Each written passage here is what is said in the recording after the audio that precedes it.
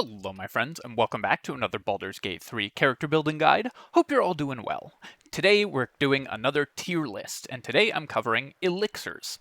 This is a topic that's been requested pretty frequently, and one that I wanted to cover, because I think that Elixirs are both an incredibly powerful tool, and one that operates in some slightly odd ways in Baldur's Gate 3 that yield some unintuitive results as to which elixirs are good and which elixirs are bad. They're also an incredibly powerful tool, and so knowing which ones are useful and which ones aren't is very important, I think, for honor mode parties. In an ideal scenario, you would have every member of your party, every adventuring day, have an elixir running that is both in and of itself powerful and synergistic with that character's kit, so knowing which ones those are, I think, is very important. An elixir is effectively a potion that lasts all day, so it's a consumable that you drink, and it gives you the benefit for the entire day, but you can only have one elixir running at a time. That means it's effectively the same as a gear slot for your character, but because it uses a consumable, you will probably, under most circumstances, be changing what you have equipped to your elixir slot, depending on the adventuring day and which ones you have. Obviously, your gloves don't disappear after one day, but your elixir does, and so which elixirs you have available for which days will probably change over the course of your playthrough, so deciding which ones are useful to equip or drink is going to be a pretty big difference maker in terms of how powerful your party is. Before I begin, a quick note on what I am and am not covering in this tier list. So I'm covering almost everything in the game that's called an elixir and everything that functions as an elixir. There are two kinds of items that are called elixirs that don't work the same as other elixirs, which we're not covering. The elixirs that are given to you by Arage Obladra are limited to one per character and do not take your elixir slot. They won't replace other elixirs if you drink them, so they are not something that we need to cover in this tier list because they won't replace your other elixirs, so you can just have them running simultaneously. And the Elixir of Universal Resistance is called an elixir, but is actually just a potion. It only lasts for 10 turns. It doesn't replace your other elixirs, so we don't need to cover it in this elixir slot. I'm covering everything that works the same as other elixirs by using your elixir slot and lasting all day in this tier list. I'm also focusing specifically on honor mode. There are a couple elixirs that work differently on honor and on lower difficulty settings, so I will mention how strong they are on lower difficulty settings when we get to those ones, but I will be focusing specifically on honor mode. Finally, for the tiers, I've divided them into 6 tiers. In S+ tier, I have elixirs that are too strong for the game balance, that have unintended effects that I think were probably not foreseen by the designers, although they've chosen to leave them in, and break the intended game balance of Baldur's Gate. So they're just too powerful for the game. In S tier, we have excellent elixirs that every character can benefit from if they use the bonuses at all. They're going to be incredibly strong, and these are ones that you should really stockpile for important days, or just try to get enough of to drink every day. In A tier, I've got ones with solid bonuses. These are going to be very helpful and are usually going to be your go-tos when you are out of the S tier elixirs.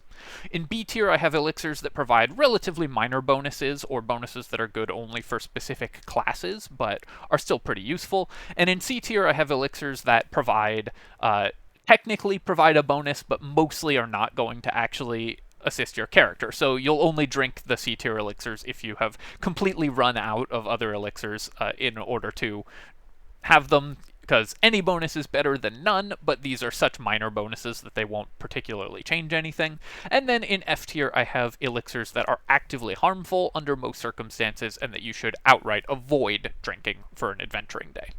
Finally, I will say that I myself am not a huge fan of the elixir system in Baldur's Gate. I think that they are too powerful in general, but that is all the more reason to cover them for optimization purposes, because something that is too powerful is something that you absolutely want to be able to use in order to have the strongest possible parties in honor mode. All right, let's get ranking. First up, the elixirs of Arcane Cultivation. There are 4 of these, one for each spell level from 1 through 4. The Arcane Cultivation elixir gives you an additional spell slot of level 1, Greater Arcane Cultivation gives you an extra level 2 spell slot, Superior gives you a level 3, and Supreme gives you a level 4.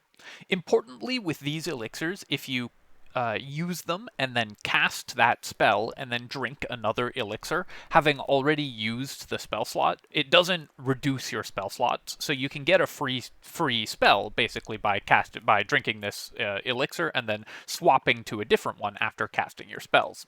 That's especially useful with day-long buffs. So if you have higher level day-long buff spells that you want to cast, you can use one of these elixirs in order to get a free cast of a day-long buff before swapping to another elixir for the rest of the day. That's a pretty useful feature, and in general, an extra spell slot during the day is a reasonably powerful effect because it just lets you go longer. It also lets you have higher level, higher damage output on your Nova turns. It's not going to make or break most adventuring days, but it is definitely a reasonable effect. The Arcane Cultivation Elixir gives you an extra level 1 spell slot. Even at early levels, an extra level 1 spell slot isn't a big deal. There's a couple day-long buffing effects that you can cast with a level 1 spell slot, but for the most part, the day-long buff effects that you would want from level 1 spells are going to be ritual spells anyways. So this could be used to give you something like Protection from Good and Evil all day, or Shield of Faith all day without costing you a spell slot, so that is pretty useful. Or you can just use it in order to get an extra level 1 spell for every combat.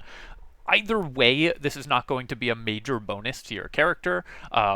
The ability to cast Shield of Faith without spending a spell slot is pretty nice, but of course you'll still have the normal problem of Shield of Faith where you lose concentration on it. The ability to cast Mage Armor without spending a spell slot is much better because often characters will want to cast Mage Armor, but you could use a scroll for that, for example. Either way, this is at best probably a free cast of Mage Armor or an additional level 1 combat spell, and neither of those things are going to be huge. They are definitely bonuses that you will not say no to, but for the most part, this is not going to be a significant boost to your character, so I'm going to place it in C tier. The best uses for it probably are casting Mage Armor and then drinking another elixir, or drinking it on a Paladin who has obviously a great use for the level 1 spell slot because you can use it to smite with, but either way it's still not going to be a massive boost to the character. The Elixir of Greater Arcane Cultivation gives you a level 2 spell slot, which is obviously significantly better than a level 1 spell slot. In many ways, it's more than twice as good as a level 1 spell slot. The best day-long buffs that you can grab from this one are things like Aid, which is pretty useful. Even with only plus 5 hit points, that's still a pretty nice use of an extra level 2 spell slot. And with level 2 spell slots, this gives you actually a meaningful increase in your combat abilities, especially in the early game. An additional cast of, let's say, Cloud of Daggers or Spiritual Weapon or something like that can be a pretty significant increase to your party's ability to adventure for longer. And so the Greater Arcane Cultivation Elixir, I think, is going to be quite a bit better than the Arcane Cultivation Elixir. Does that bump it up from C to B tier? I think the answer is still basically no.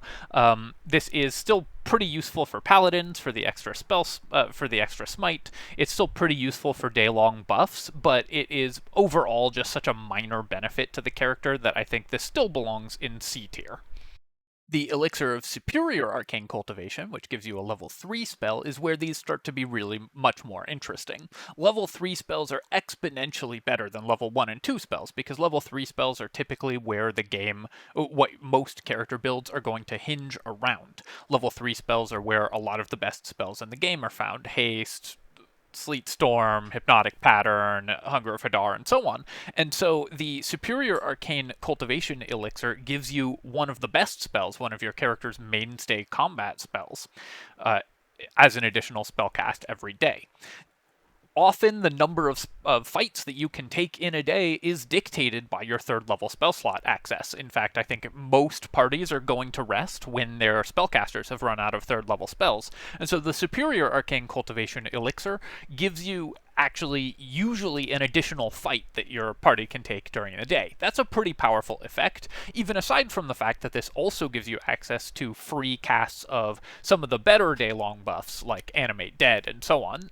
that can actually meaningfully increase the power level of your party. A third level smite is also a pretty strong boost to get once during the day for a paladin, and so all of these things add up to making the superior Arcane Cultivation elixir much more interesting than the lower level elixirs, even though obviously it comes later in the game. It is going to be more powerful at the point where you get it than those were at the point where you get them, and so we're going to put that one in B tier. Finally, the Supreme Arcane Cultivation Elixir gives you an additional 4th level spell slot.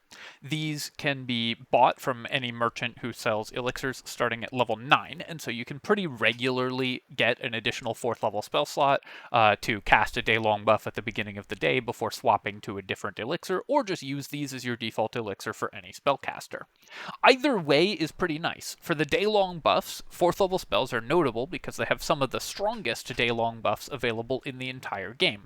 In particular, for druids, Summon Woodland Being is available at 4th level, but also you can use this for Conjure Elementals, you can use this for an upcasted Animate Dead, Conjure Minor Elementals, you can use this for an upcasted Animate Dead, and you get some of the more powerful summoning effects before you swap to another elixir for the day. 4th level spells are also great combat spells in general. A 4th level cast of Spirit Guardians, for example, is just a game-winning spell, and that's what you're going to be spending your 4th level, or encounter-winning spell. That's what you're going to be spending your 4th level cleric slots on pretty frequently, so having more of those is quite useful.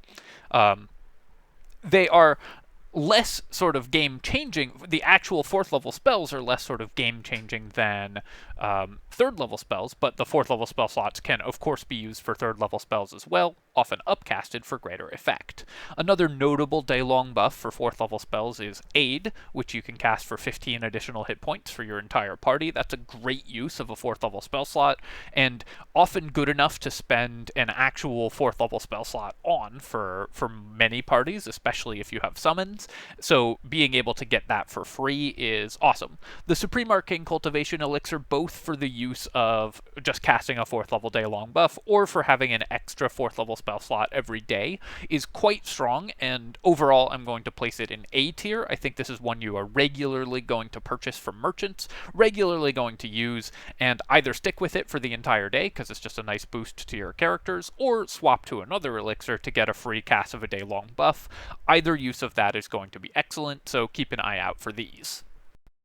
Barkskin elixirs. So the Barkskin elixir, as it says in the name, gives you Barkskin as the level 2 spell for the entire day, which sets your character's AC to a minimum of 16.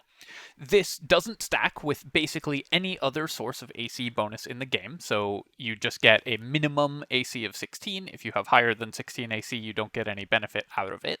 So there are pretty few characters that will actually benefit from an elixir of Barkskin. 16 AC is quite low, and so most characters are not going to see an AC increase by drinking an elixir of Barkskin. Now, this does have the benefit, as compared to the level 2 spell, which is, I would say, a pretty useless level 2 spell, that it doesn't require your concentration. So it is significantly less of an investment to drink an elixir of Barkskin than it is to concentrate on Barkskin on your druid, because then your druid is free to concentrate on other things.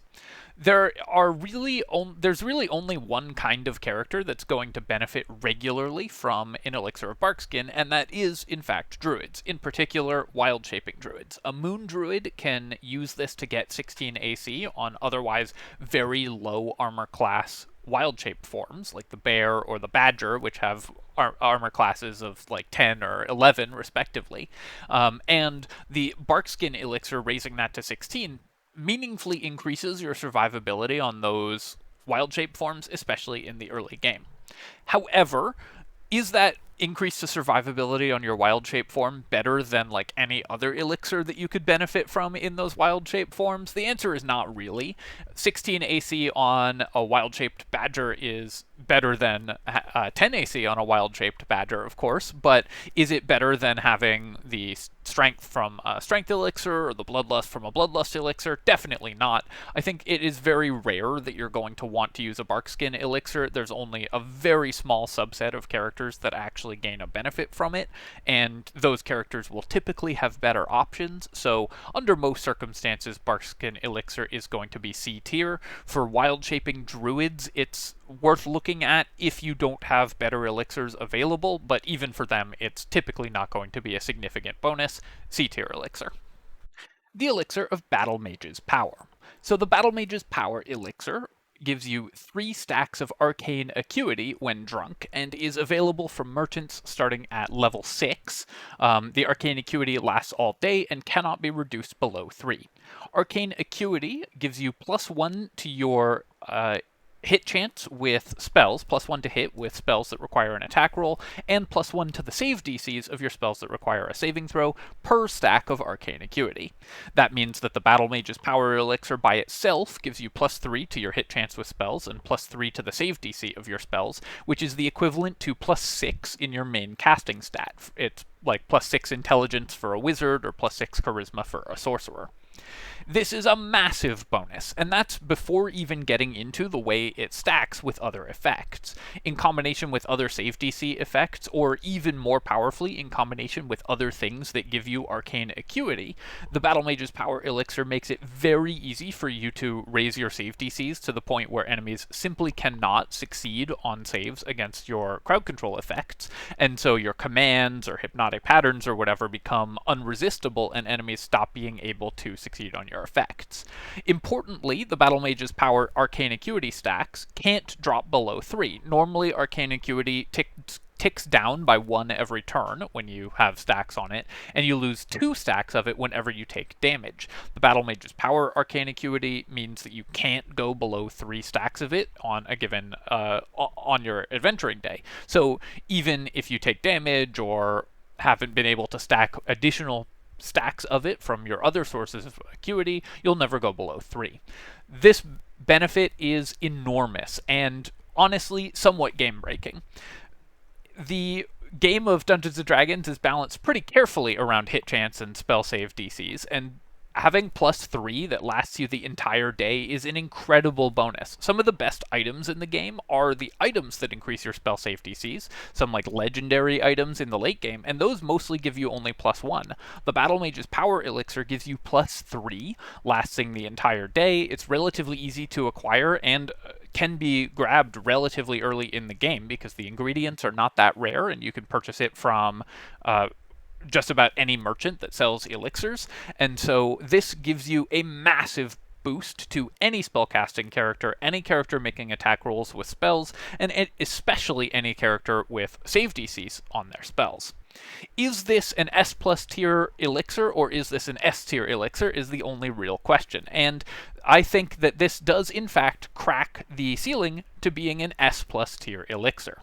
I think that the Battle Mage's Power Elixir and the fact that you can have it up every day just breaks the intended game balance of Dungeons & Dragons wide open. You simply should not be able to get save DCs that are 3 higher than your character was supposed to have access to at that level, especially at low levels, and it's so easy to stack this with any other save DC effect to cause enemies to be completely unable to save against your spell effects. This bonus is massive, and I just can't overstate how good the Battle Mage's Power Elixir is.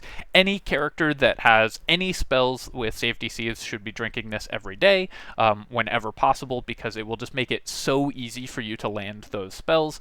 Enemies will simply not be able to resist them, and it will overcome the honor mode saving throw bonuses from enemies. It more than counteracts the saving throw bonuses that enemies get on honor mode by itself, and easily stacks your save DCs up into the stratosphere. Battle Mage's Power Elixir is therefore our first S+ tier elixir. The Bloodlust Elixir. So, the Bloodlust Elixir gives you an additional action and 5 temporary hit points whenever you kill an enemy. So obviously this is going to be better on characters that are actually killing enemies, so damage-based characters. And importantly, on Honor mode, it works differently than it does on Tactician or below. On Honor mode, the extra action that you gain from the Bloodlust Elixir does not benefit from sources of extra attack. So the extra action can be used to cast a spell or make a single attack, but can't be used to make multiple attacks. On Tactician or below, the extra action gains the full benefit of extra attack, so you can make 2 or even 3 additional attacks every time you kill, or once per turn whenever you kill an enemy, which is obviously insanely powerful on Tactician or below. But the real question is, given the restriction that it has on Honor Mode, how strong is it on Honor Mode? And the answer is incredibly.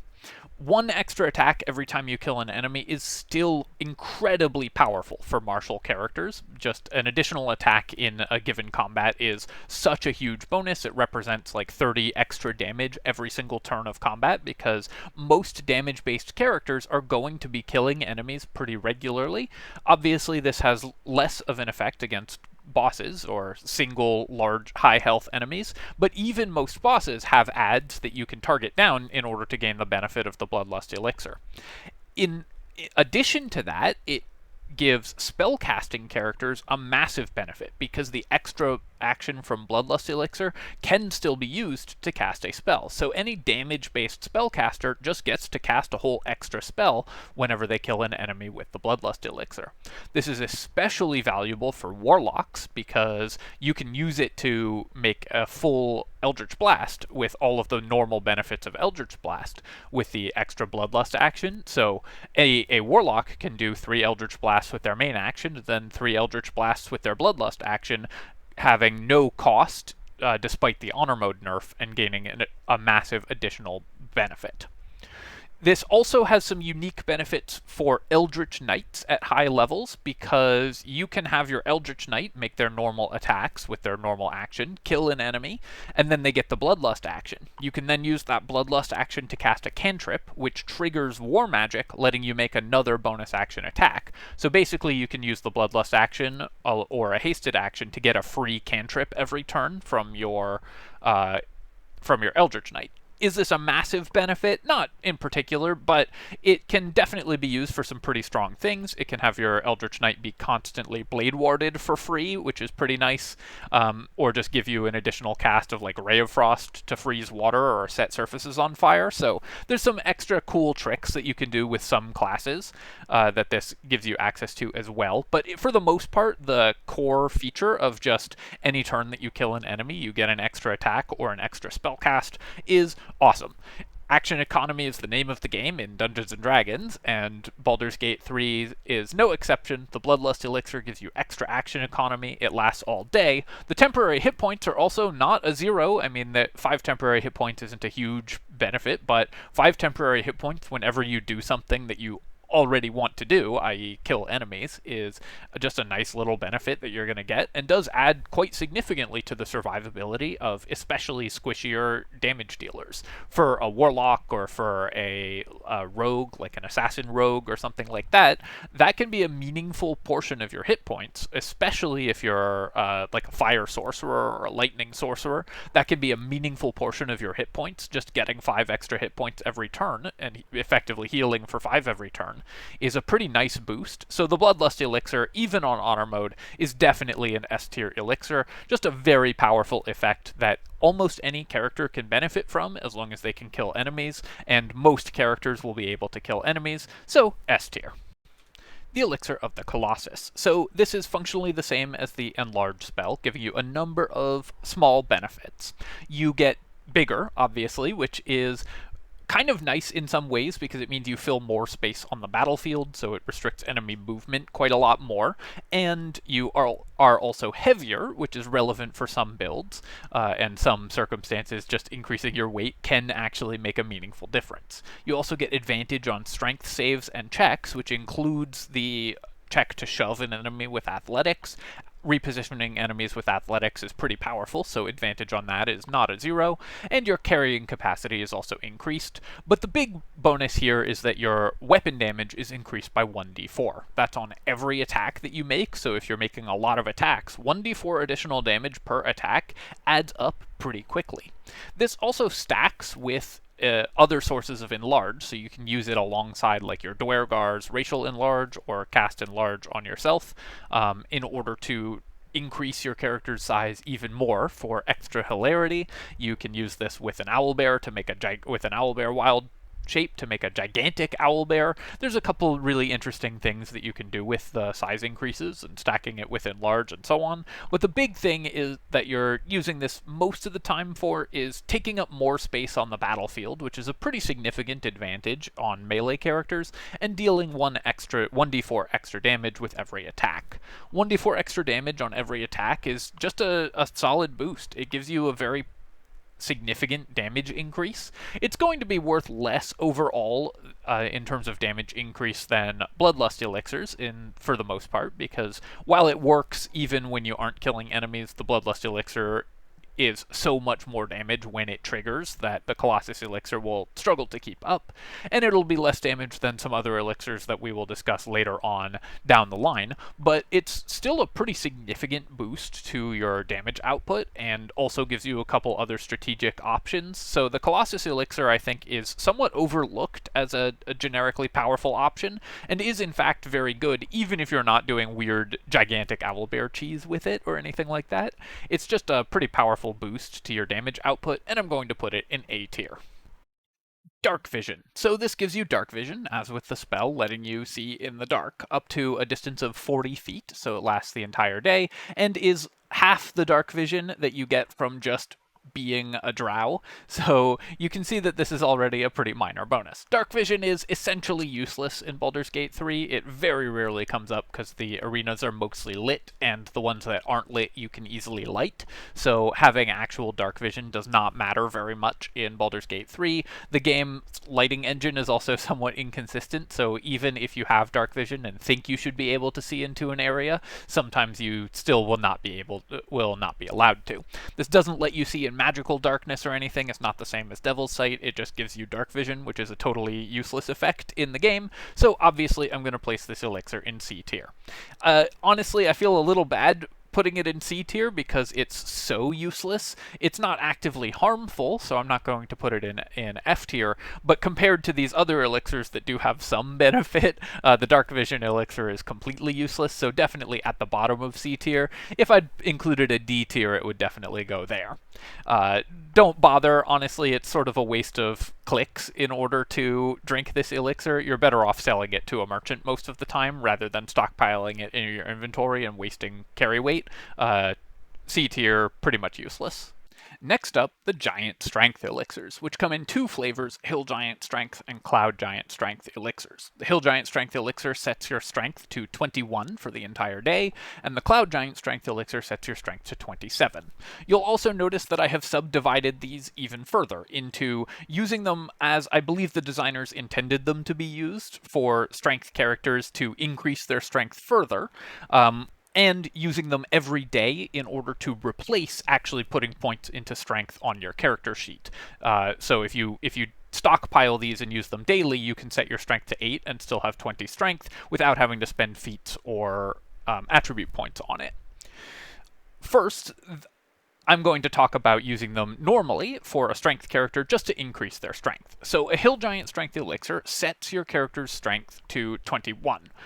That's effectively the same as a character who has maxed out strength at 20, which normally you need to be at minimum character level 8 and have spent at least 2 feats in order to achieve. Being able to do this right from the beginning of the game is obviously an incredibly powerful bonus. It gives you +2 to attack and +2 to damage on all of your attacks, and lasts the entire day.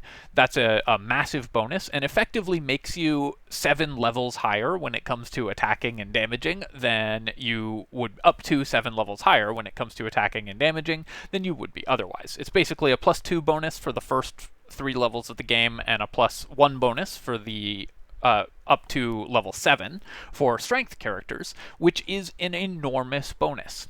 Dungeons & Dragons runs on something called bounded accuracy, which is the concept that characters will typically not be able to exceed certain brackets for hit chance, and so you'll typically miss a certain percentage of your attacks. The Hill Giant Strength Elixir breaks that by letting you attack as though you were several levels higher, or as though you had found very late game weapons. Like a +2 weapon is a pretty late game piece of equipment that you shouldn't have in Act 1 for the most part, and the Hill Giant Strength Elixir just lets you have that, in addition to whatever bonuses you have from your actual character sheet and from your actual equipment.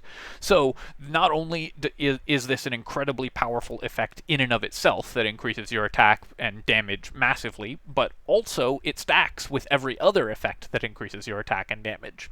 This is aside from the other bonuses that it gives you, like increasing your ability to your jump distance and carry weight, your ability to pass the admittedly very few strength saves in the game, but it does give you that ability, and the ability to be better at pushing enemies. Athletics to reposition enemies is very nice, like I talked about with the Colossus Elixir, and the Hill Giant Strength Elixir also gives you a pretty significant bonus to your ability to make shoves with athletics. So even on a strength character, up until the point where you hit 20 strength, the Hill Giant Strength Elixir is a pretty significant bonus that is absolutely worth consuming for important adventuring days or important combats. It sounds like a relatively minor boost when you say +2 to attack and damage, but if you think about what you have to do in-game in order to get a boost that large, you will understand how powerful this is, and it doesn't conflict with any of the other methods for getting that damage boost. Hill Giant Strength Elixir, even used normally, therefore, is an S-tier elixir. Next, I'm going to skip over one and talk about Cloud Giant Strength Elixirs if used normally. So the Cloud Giant Strength Elixir sets your strength to 27, which is effectively the same as a +6 bonus to your strength in the late game. Normal characters will have 20 strength in the late game, so 27 strength gives you a +3 to your strength bonus, which is the same as increasing your strength by 6. Increasing it by 7 doesn't actually change anything.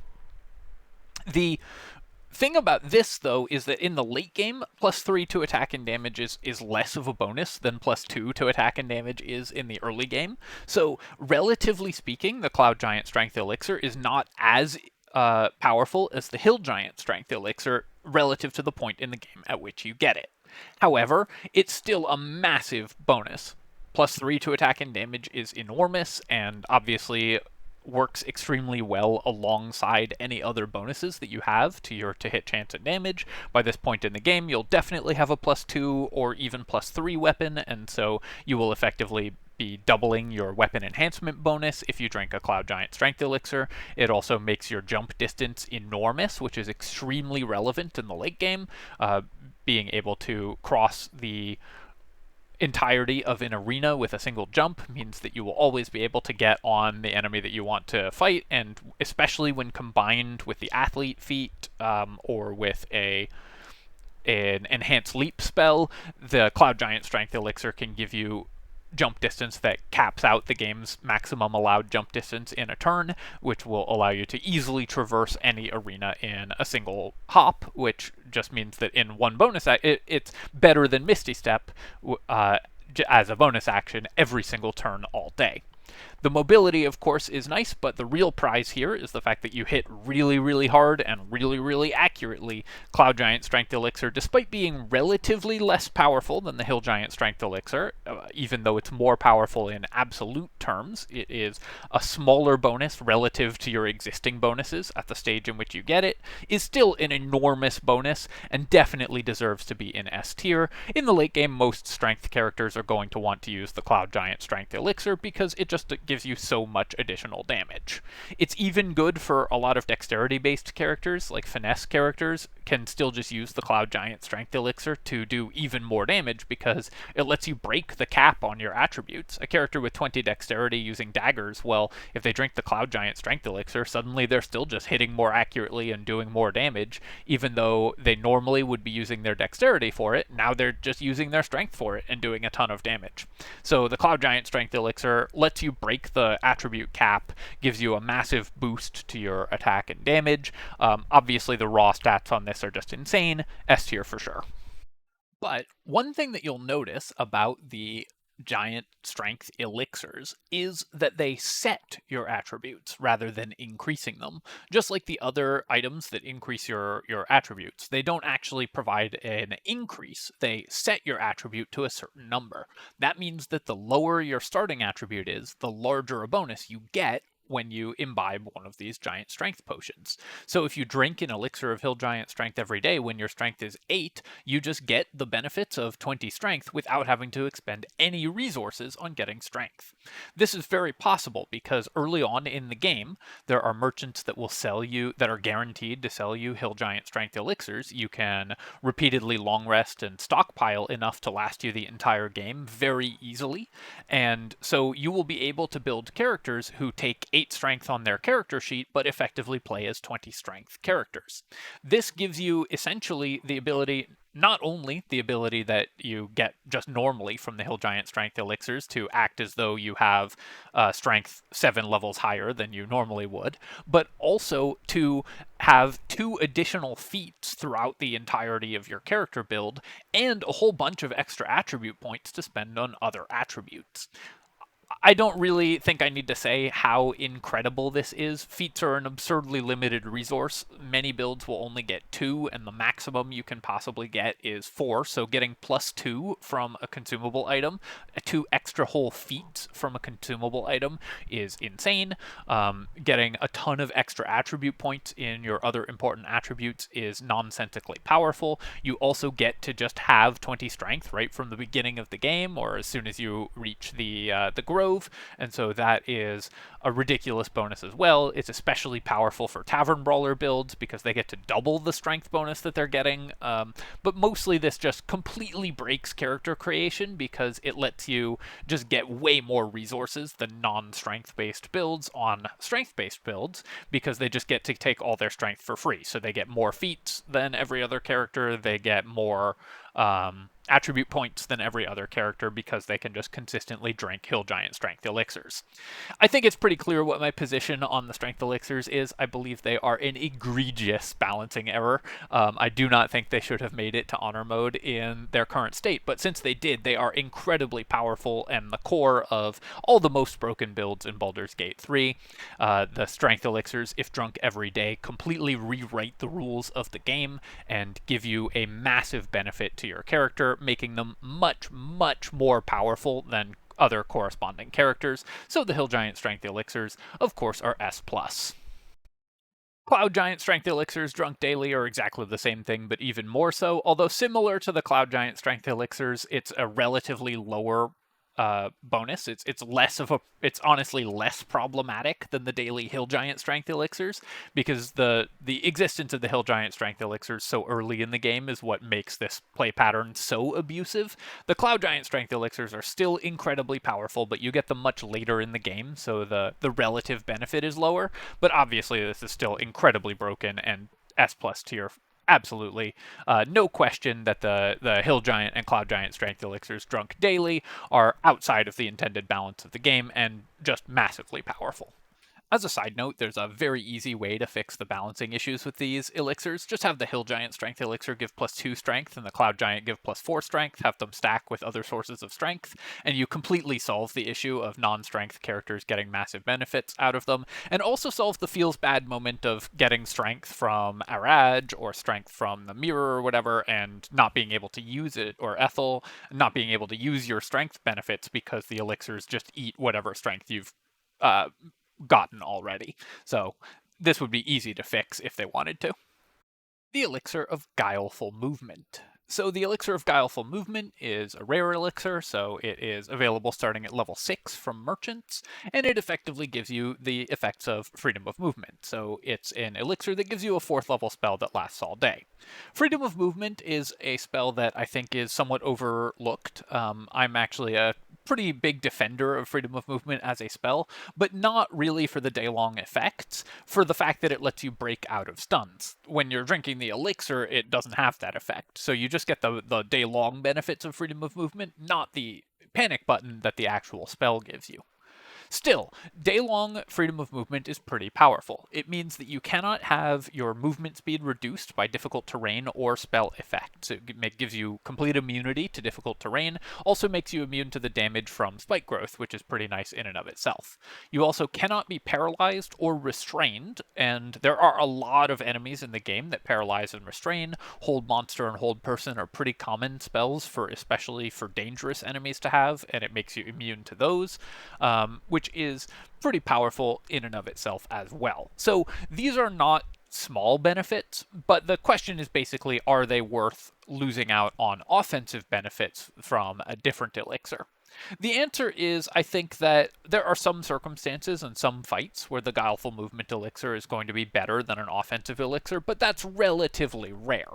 It gives you a pretty serious set of bonuses, but two things that you will often not need because it's mostly defensive bonuses, and defensive bonuses are worse than offensive bonuses in general, especially like passive defensive bonuses like this, because in order for them to come up, you have to get hit. You're spending your entire strategic arsenal trying not to get hit, so having defensive bonuses that where you plan to get hit is not going to be a massive benefit to most parties.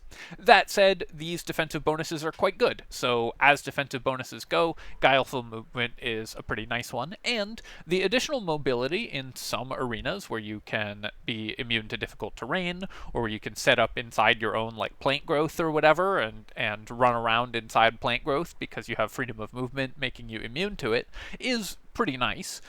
So there are some strategic options that it gives you. Overall, I would say this is a minor but pretty reasonable set of benefits, and I'm going to place it in B tier.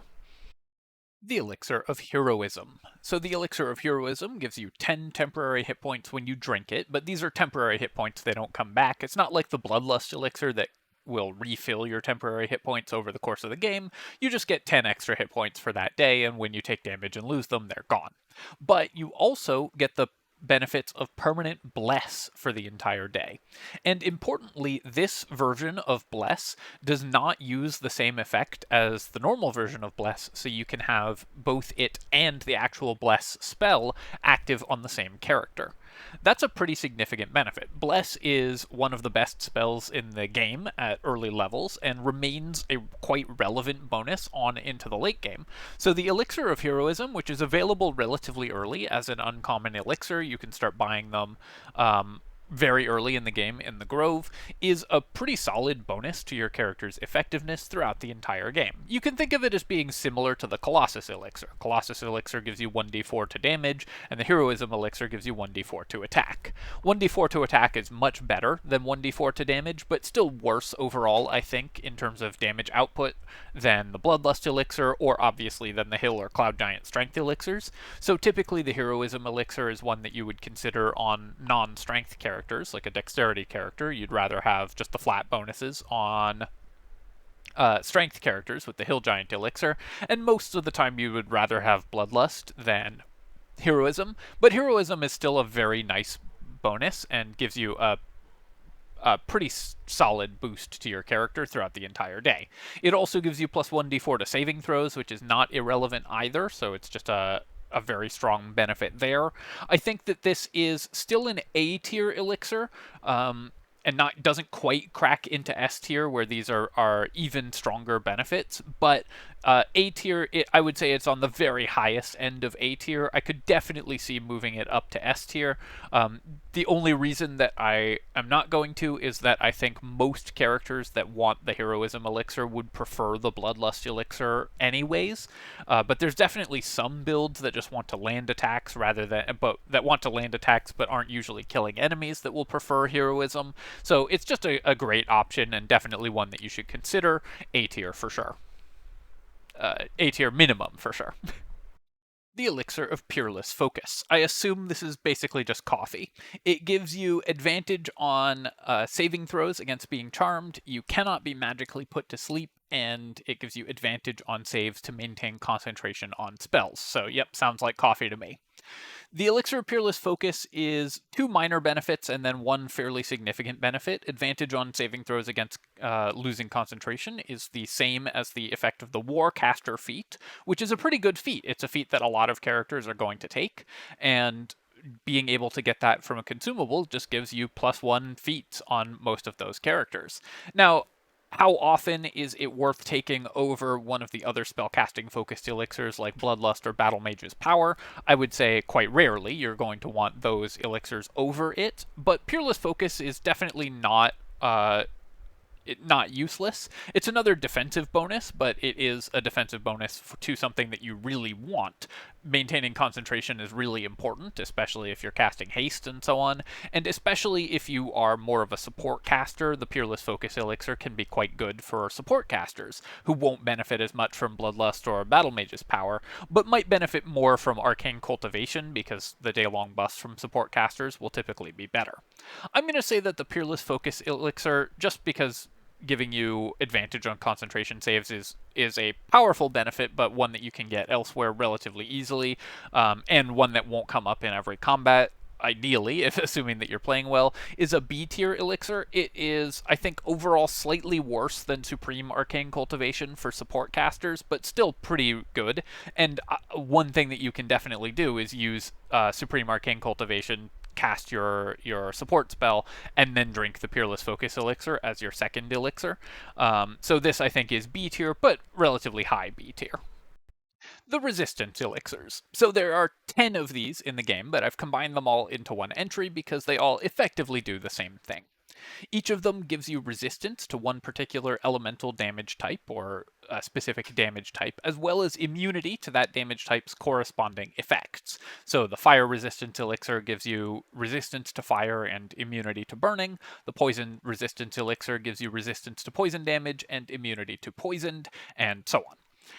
There are 5 of them that are craftable and 5 of them that are not craftable, which is kind of funny. Just a weird quirk of how the game is set up, I guess. But you can buy a lot of them, and you should be able to stockpile enough of them that you can give them to your entire party for a fight where that is relevant. Obviously, the use for these is to give your whole party resistance to a certain damage type if you're about to go into a fight that has that damage type as its primary feature. And there are some themed fights in the game where you'll be fighting an enemy who has a lot of lightning damage, and you'll want lightning resistance on your whole party, and so on.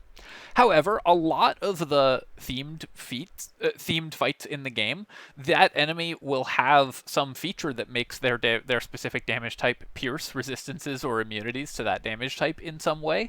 And so a lot of the time, these won't actually be as effective as you'd think they are, even if that enemy is going to do a specific damage type and you know that in advance. There are 2 reasons that this variety of elixir suffers. One is that it's purely defensive, of course, and I've already talked about how you'd much rather get offensive bonuses than defensive bonuses most of the time. And 2, you have to know in advance that enemies are going to be doing that kind of damage. Since you can only get resistance to one damage type, and it won't allow you to change. Obviously, you can drink a different elixir, but you have to choose in advance what damage type you're getting resistances to. You will not be able to react as easily to what enemies are doing and have to know the fights in advance, so it rewards memorization and stuff, which is something that I don't love in the game in general. Obviously, there are some hints as to certain damage types that you might be facing, and you can use those as well, but the fact that it is a defensive buff that relies on prior knowledge in some way definitely means that these are weaker than they otherwise would be. The other issue is that this is just an effect that's relatively easy to get from other effects. A lot of damage types that you will face have relatively common ways to get resistance to them. If you're facing fire damage, you can just take a shower ahead of time and gain resistance to fire, and so on. And there's a lot of items that provide damage resistances, there's spells that provide elemental damage resistances, and so on. The resistance elixirs that provide more difficult to find damage resistances, like the psychic damage the Psychic Resistance Elixir and others like that are a little more interesting, and there are some fights where that one in particular is quite useful. But overall, these are going to be superseded a lot of the time by other effects that give damage resistances. That said, damage resistance is still very powerful. Taking half damage from an enemy means that you will almost always win the damage race against that enemy. So against an enemy that's spec'd heavily into one damage type, the resistance elixirs can be absolutely fight-winning. Typically, you're going to want to use these for just one fight and then swap to a different elixir for the rest of the day, because it's not that often that you'll face multiple enemies that all use the same damage types in the same adventuring day, although there's, of course, some themed areas, themed dungeons in the game where that will be the case. So it does rely quite a bit on prior knowledge. Even if you know what fights you're facing in advance and can plan your adventuring days accordingly, though, I think that typically you're going to be better off with other elixirs. So while this is definitely not a zero, it's a real benefit that will come up pretty frequently, especially if you plan your adventuring days around it. It is not going to be better than offensive elixirs most of the time, and so I'm going to rate it B tier. I think this will come up sometimes, and these can be useful to stockpile for when you are going to face a fight where that's the appropriate resistance to have, but for the most part you're going to be better off with other elixirs, so B tier. See Invisibility. So this gives you the effect of the See Invisibility spell, which means that enemies within 30 feet of you must succeed on a dex save or lose their invisibility when they enter that radius. The save DC on this uses your item save DC, meaning that multi-class characters or characters that aren't heavily invested into spellcasting stats will have very low save DCs on this, and even if the save DC wasn't going to be low on half the characters that would drink this, this is still kind of a joke of an effect.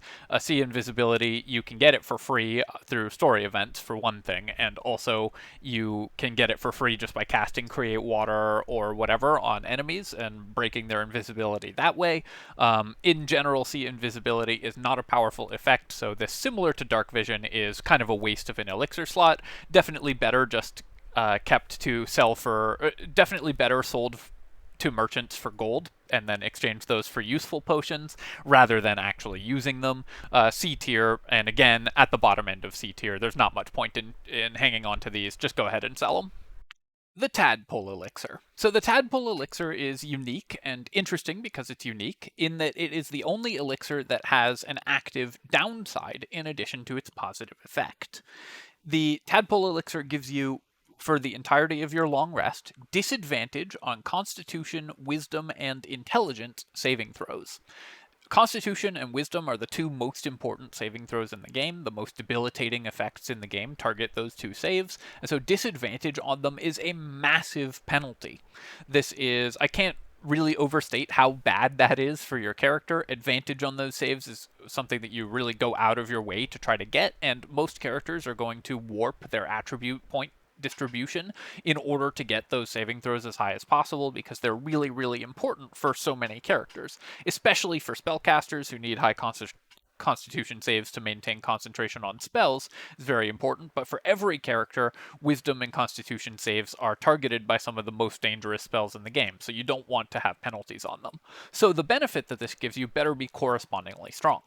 The benefit that it gives you is, after using a Tadpole power, you gain advantage on all your attacks for 3 rounds. Is that correspondingly strong enough to make up for the massive downside of this elixir? Absolutely not. Advantage on all your attacks is a real benefit, and advantage on all your attacks basically all the time for free, because you'll be able to use Tadpole powers pretty regularly, is extremely powerful. Having advantage on all your attacks is very nice, but there are tons of other sources of advantage in the game. Taking one that has a massive disadvantage associated with it is quite dangerous, and one that requires you to have to use Tadpole powers, many of which are cooldown based or require other things running, like concentration. You can use this alongside Concentrated Blast if you are concentrating on something, but then you're more likely to lose concentration on that thing because you have a disadvantage on all your concentration saves. And a character that would want this effect probably does not want to be spending time spamming out Tadpole powers in general, or just has other sources of advantage on all their attacks. Stealth can give you advantage on your attacks, allies can give you advantage on your attacks, and so on. This is similar to, in some ways, the Risky Ring, but the Risky Ring you can really plan to play around. That gives you disadvantage on all your saving throws, but it gives you passive advantage on everything, so it doesn't change the way that your turns have to play out. It doesn't force you to use bonus actions on potentially irrelevant actions. I think that overall the Tadpole Elixir for almost every build is going to be an F-tier Elixir. Now, there are a couple exceptions to this. Characters that have free bonus actions and have gotten the bonus action Tadpole powers, have a Tadpole power that they can spam, and are making attacks can benefit from the Tadpole Elixir. But in that case, why would they want the Tadpole Elixir when they can equip the Bloodlust Elixir, or a Hill Giant Strength Elixir, or even an Elixir of Heroism? Heroism gives you almost the same benefit as the Tadpole Elixir without any of the downsides, and combos with other things that give you advantage as well. So the Tadpole Elixir has very few use cases, and even in the use cases where it can come up, other elixirs are just straight up better than the Tadpole Elixir. I do not think it is worth warping your build around trying to make use of the Tadpole Elixir, so I think that it is an F-tier Elixir. Best avoided, use Heroism instead, use Bloodlust instead. There's a much better offensive elixirs without the downsides, and if you do want this effect, the Risky Ring exists, and combos just fine with those other powerful elixirs. The Elixir of Viciousness. So the Viciousness Elixir, which is hard to say, try to say it 5 times fast, is a very simple elixir. It increases or decreases the roll you need on your dice to critically hit by 1. So it stacks with every other source of this effect, makes your criticals more likely, works with Champion Fighter to give you even more likely criticals, works with critical hit gear to give you more likely criticals, and so on. The Viciousness Elixir is actually, I think, one of the best designed elixirs, even though it's relatively simple, because it is a fairly small benefit for most characters, but some specific builds really want it. The additional chance to critically hit is going to be worth, for most characters, 5% of the damage dice that you do when you make an attack. So for most characters, it's going to be somewhere between half a damage and 1 damage per attack, depending on how many dice you're rolling per attack, on average.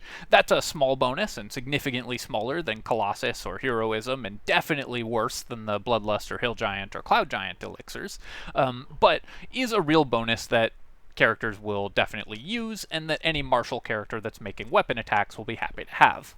However, there are some builds that really care about critical hits and will want to use the Viciousness Elixir more than they want the more generically good offensive elixirs. A brutal critical barbarian with like half-orc benefits can gain way more damage out of it. A paladin who really wants to get smite criticals, or a rogue who really wants to get sneak attack criticals, can get quite a lot of benefit out of this, and a great old one warlock, whose critical hits apply fear, can use the Viciousness Elixir for crowd control, which is incredibly powerful. It also stacks very well with other sources of critical hit chance, because if you reduce your critical hit chance enough, your critical hit requirement enough, it also starts increasing your hit chance against certain enemies. Critical hits can never miss, even against enemies whose AC is higher than the die roll would normally be. So against a really high AC enemy, if you critically hit on a 12, sometimes you'll hit them more often than you would without that critical hit bonus. So it can give you a lot of different neat effects. And I like it because it is generically pretty reasonable, a minor bonus for every character, but really good for specific characters, which makes it a much more interesting thing than just every character wants Bloodlust because Bloodlust is really good. So from a design perspective, it gets a thumbs up from me. From a balance perspective, I think that it is pretty powerful as well, because the builds that want it get a lot of benefit from it. For most characters, it is going to be significantly worse than any of the other offensive elixirs, but for any character that cares about critical hits, the Viciousness Elixir is pretty good. I'm going to put it in A tier, because I think it is still quite good, even for builds that aren't making a ton of use of it, and there's enough builds that really care about increasing their critical hit chances that I think that it belongs in A tier. For most characters, you're going to be better off with Colossus or Heroism, or definitely with Bloodlust or Hill Giant or Cloud Giant, but for some characters, you're going to prefer Viciousness Elixir, so I think that this is a good design. Might actually be the first good design of the Elixirs that we've talked about so far. And finally, the Elixir of Vigilance. The Elixir of Vigilance gives you +5 to your initiative, and you can't be surprised, so it's exactly the same as the Alert feat. Now, Alert, I placed in S+ tier in my feats tier list because Alert the feat breaks the balance of the game, and Alert the feat for free obviously breaks the balance of the game even more. It's not a particular surprise, I think, that the Vigilance Elixir is going to go in S+ tier. +5 to initiative when initiative is, as it is in Baldur's Gate, rolled on a d4 is an insane benefit, and it means that your character is going to go first in just about every round of combat. In just about every combat.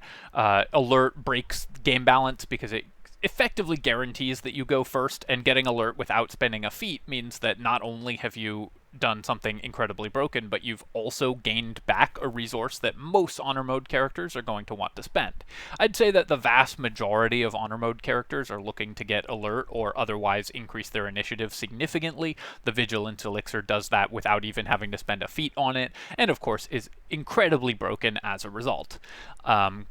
If you have watched any of my other videos, you will have heard me talk at length about how good going first is, because it lets you shut down enemies before they get to execute their plan. It lets you take more turns relative to the number of enemy turns, so initiative bonuses are massive. Initiative in Baldur's Gate is rolled on a d4, so 1 point of initiative bonus is worth 5 times as much as the same point would be in tabletop, so all the balancing for initiative numerical initiative boosts is way off in Baldur's Gate 3, and so the Vigilance Elixir giving you effectively a +20 initiative bonus for the entire day means you'll go first in every combat that day, which is ludicrously powerful and way over curve for the balance of the game. S+ tier with flying colors. Alright, my friends, I hope that you've enjoyed this Elixir tier list and found it helpful, and definitely if there's anything that you disagree with or think that I should move around, do let me know in the comments below. As with all of my other tier lists, I'm very open to suggestions. If you think that there is something I have misplaced, let me know, and let me know why. I want to also shout out Casual Veteran Gamer, who put together the tier maker for this, and I think also did an Elixir tier list video, so if you're looking for an alternate take, go check out that video as well. And thank you for putting together the tier maker that I stole. And I think you can see from this list why I'm not a huge fan of elixirs as a mechanic in general. I think that too many of them are generically powerful for every build, and so don't lead to interesting decisions, and too many of them are just broken. I think that something like 20% of the elixirs in the game are S+ tier, and I think that's a pretty bad hit rate in terms of balancing. And even the ones that aren't, I think, are just too powerful for what they give you, but obviously that makes them an incredible tool as Honor Mode players, because things that are too powerful are where the best builds come from, so that's definitely something that you should keep an eye out for when you are trying to build your characters. Alright, my friends, I hope that you have enjoyed this look at the elixirs, and if you have, feel free to leave a comment and like the video. Both of those things help me out a ton with the algorithm, and definitely let me know what you think I should move. And of course, you can subscribe to my channel for more of this and other strategy game analysis. Cheers, my friends. I'll catch you next time.